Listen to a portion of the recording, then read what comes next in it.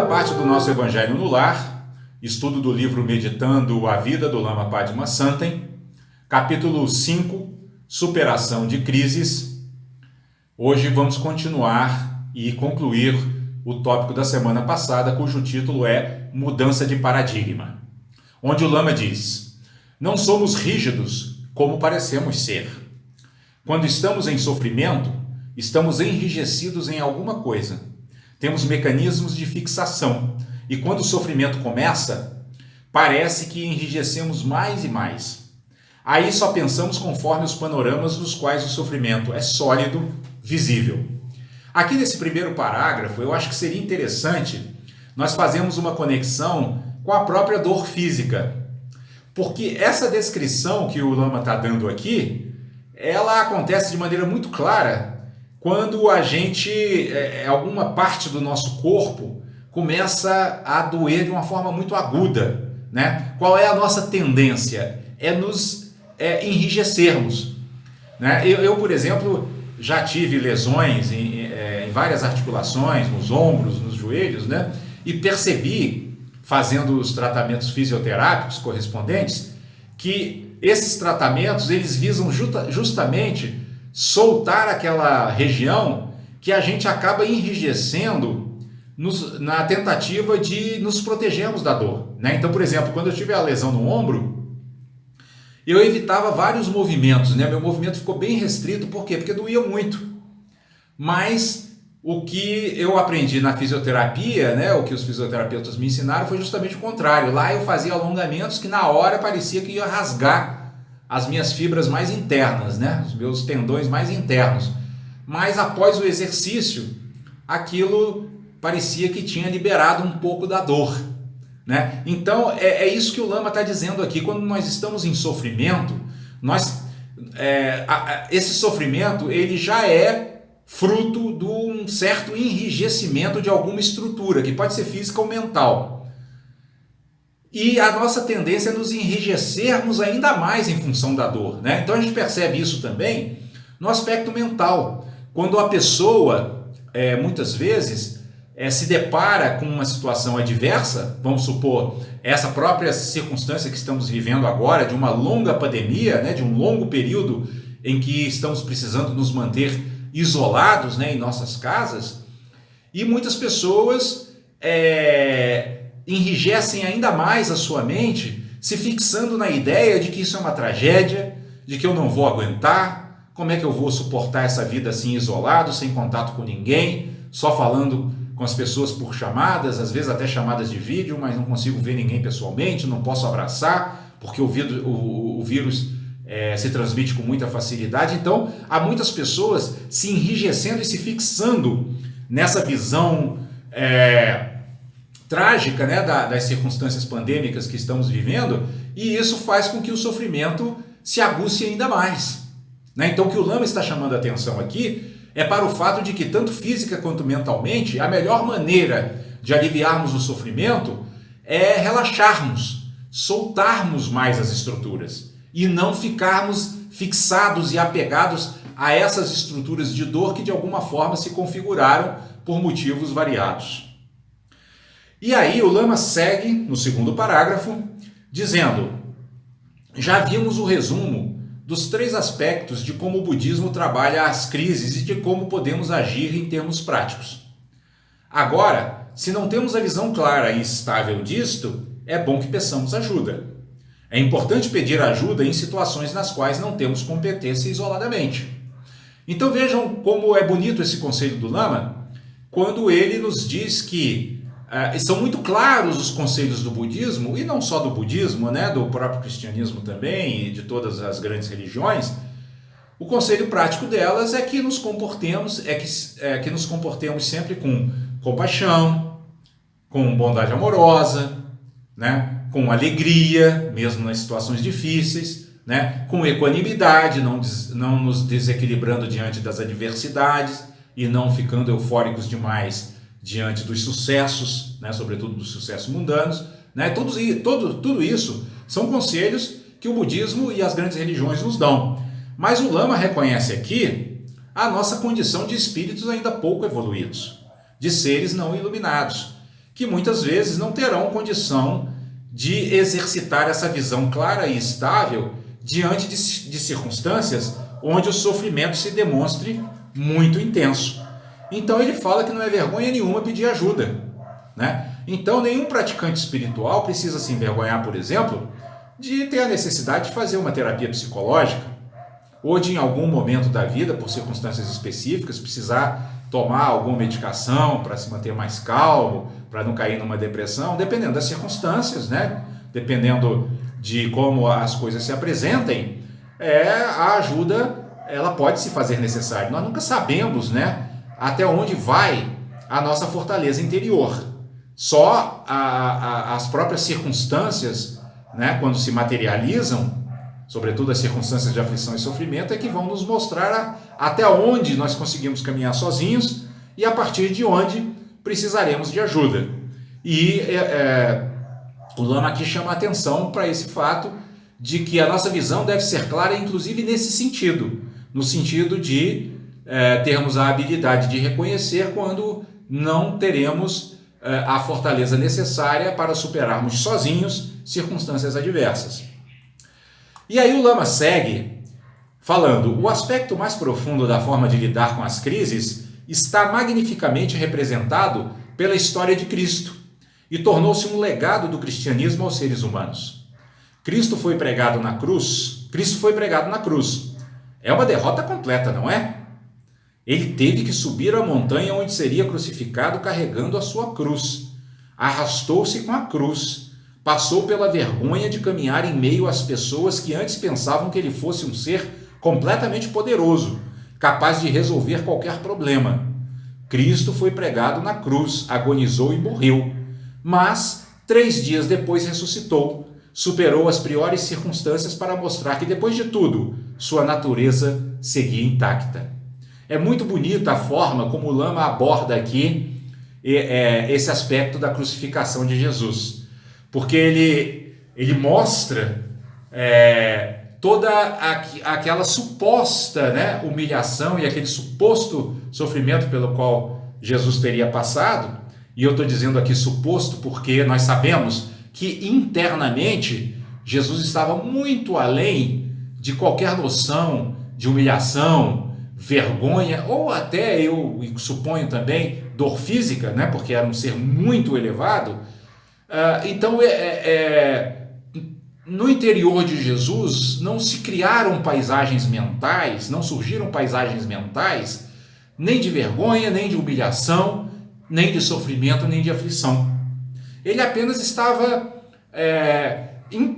entristecido, né, pelo sofrimento que ele vislumbrava para todos aqueles seres que não conseguiram compreender a sua mensagem e que, além de não alcançarem o significado dos seus ensinamentos, ainda estavam criando um karma extremamente negativo, manifestando uma paisagem de profundo rancor, ódio e raiva em relação a um ser que veio ao mundo por compaixão, que não nasceu no mundo por necessidade kármica, que abandonou as esferas de luz onde habitava para descer ao vale de lágrimas desse planeta, né, onde espíritos pouco evoluídos se maltratam uns aos outros, tentando trazer uma mensagem de luz, e estava sendo tão mal compreendido. Era esse ser que aqueles seres ignorantes estavam maltratando, e Jesus sabia o karma pesado que eles iriam enfrentar no futuro, não só naquela própria vida física pela qual estavam passando naquele momento, como também em muitos renascimentos posteriores. Mas o Lama chama a atenção aqui para o fato de que, após toda essa aparente tragédia, que do nosso ponto de vista ordinário seria uma completa tragédia, né, para um ser que num primeiro momento se manifestou extremamente poderoso, né, realizando curas inacreditáveis, né, tudo isso que parecia ter sido um total insucesso de Jesus, 3 dias depois ele ressuscita luminoso, né? Ressuscita radiante, ressuscita alegre, ressuscita feliz, visita seus discípulos, confunde todos os seus adversários que não entendiam por que o seu cadáver tinha sumido do túmulo, mas na verdade tudo isso aconteceu para nos mostrar exatamente isso que o Lama Santen chama a atenção no final desse parágrafo. Jesus, através da sua ressurreição, Jesus, através da sua ressurreição, veio nos mostrar que nossa natureza mais profunda, que é aquele reino de Deus que ele diz que habita dentro de nós, né? Essa natureza, ela permanece intacta, independentemente das aflições e dos sofrimentos que tenhamos que enfrentar. Nossas identidades transitórias se dissolvem, morrem, né? Nascem, morrem, renascem e morrem de novo, né? Nossos sonhos mundanos se dissolvem, mas essa luz interior, ela não é afetada por nada, por absolutamente nada. E a mensagem da ressurreição de Jesus, o grande significado da Páscoa, né, desse renascimento, é justamente essa mensagem de que a natureza divina, que é o nosso verdadeiro ser, não é atingido por sofrimento, não é atingido por doença, não é atingido por envelhecimento, nem é atingido pela morte. E aí o Lama segue dizendo: o sofrimento de Cristo não é comum, não existe derrota maior que a dele. Até um de seus discípulos o negou, como ele havia antecipado. Nenhum mestre gostaria de ter um discípulo assim. Cristo sabia de tudo, mas sua derrota é seu ensinamento. A glória de Cristo é a superação da pior circunstância que pode ocorrer a alguém. Só a lembrança deste fato, de saber que Cristo morreu e ressuscitou, já nos ajuda. Perto dos sofrimentos de Cristo, os nossos empalidecem. Então, a gente percebe que o Lama apresenta esse exemplo de Jesus, de sua crucificação e posterior ressurreição, de uma maneira muito sábia, né? De uma maneira muito lúcida, né? Porque ele primeiro procura mostrar o tamanho da derrota de Jesus do nosso ponto de vista, claro, porque se qualquer um de nós tivesse passado pelo que ele passou, né, tivesse sido crucificado, chicoteado, cuspido na cara, né, maltratado, xingado e abandonado por seus próprios discípulos, né, qualquer um de nós encararia isso como uma derrota completa, né, como a maior derrota que poderíamos sofrer.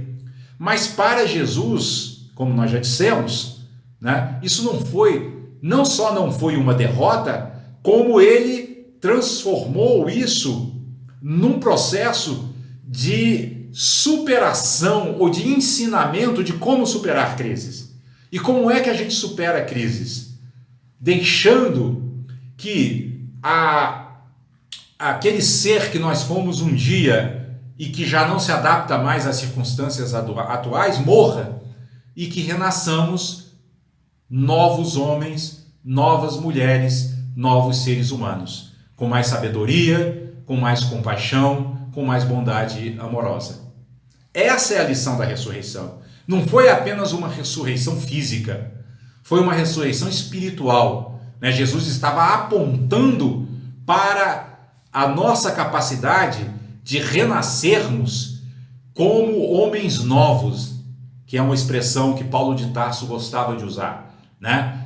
Paulo de Tarso dizia: precisamos superar o homem velho e fazer com que nasça o homem novo, né? Ou seja, é o renascimento, mas não entendido aqui na perspectiva da reencarnação, mas o renascimento entendido na perspectiva do brotar de nossas qualidades positivas, né? O renascimento compreendido no florescer de todas as qualidades ilimitadas que são próprias da nossa natureza luminosa, da nossa natureza divina, né? E uma das coisas que o Lama diz que nos ajuda também a passar pelos nossos períodos de crise é quando nós contemplamos esses sofrimentos de Jesus e percebemos que diante deles os nossos se empalidecem.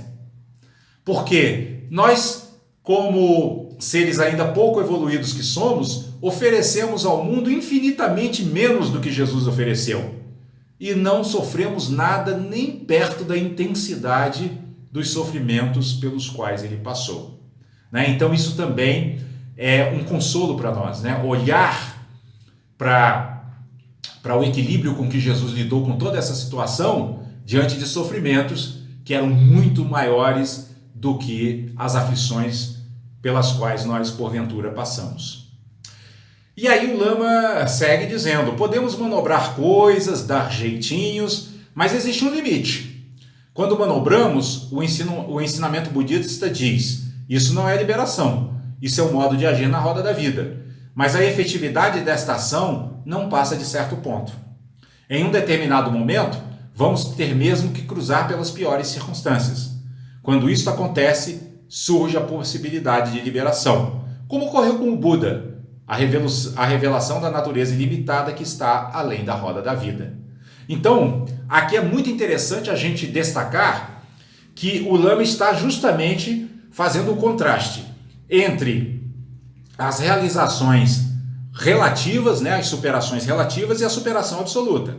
A gente muitas vezes consegue superar crises na nossa vida de maneira relativa, né? Ou seja, a gente conserta as coisas, né? A gente melhora as coisas.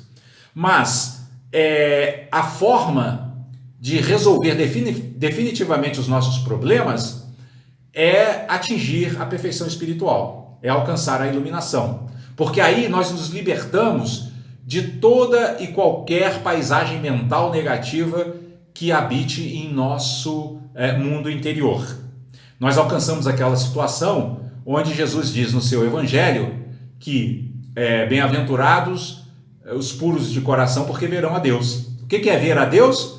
É purificar por completo nossas mentes e nossos corações, de modo a que consigamos enxergar em todas as circunstâncias a presença divina, a presença da sabedoria suprema em nossas vidas, a presença da paz imperturbável em nossos corações, em nosso íntimo, em nossa natureza essencial. Essa é a superação absoluta, essa é a superação definitiva. Por quê? Porque é aquele momento em que, nos tornando seres iluminados, não mais nos perturbaremos com qualquer situação externa que nos afete, por mais dramática que ela seja.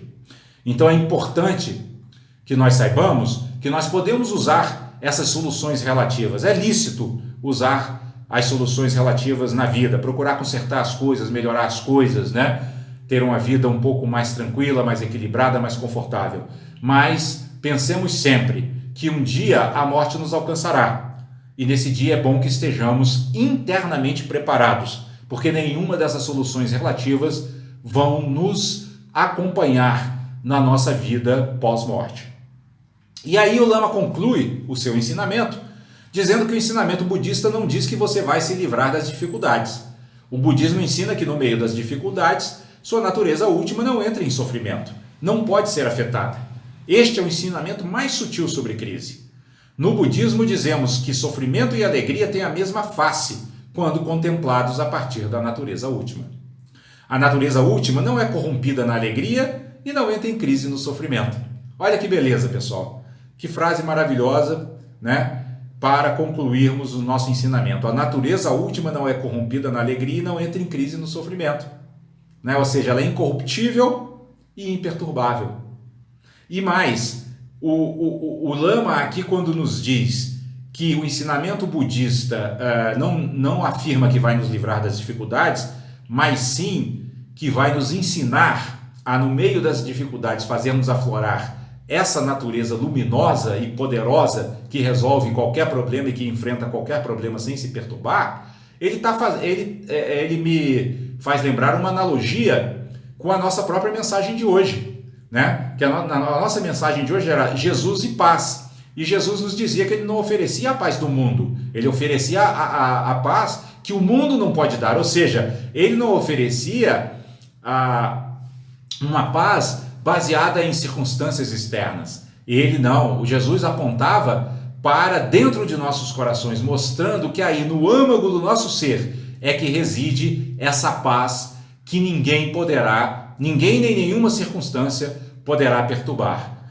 Então, tanto o cristianismo quanto o budismo procuram nos tornar aptos a reconhecermos a natureza divina que habita dentro de nós, para nos conectando em definitivo com elas, com essa natureza divina, através do processo da nossa própria iluminação, possamos enfrentar depois todas as circunstâncias sem que essas circunstâncias possam abalar a felicidade imperturbável que diz respeito a essa natureza búdica, que é a nossa própria essência e que permanece intacta diante de qualquer sofrimento, diante de qualquer aflição e até mesmo diante de qualquer alegria que poderia corromper mentes e corações impuros, mas que não podem corromper uma mente e um coração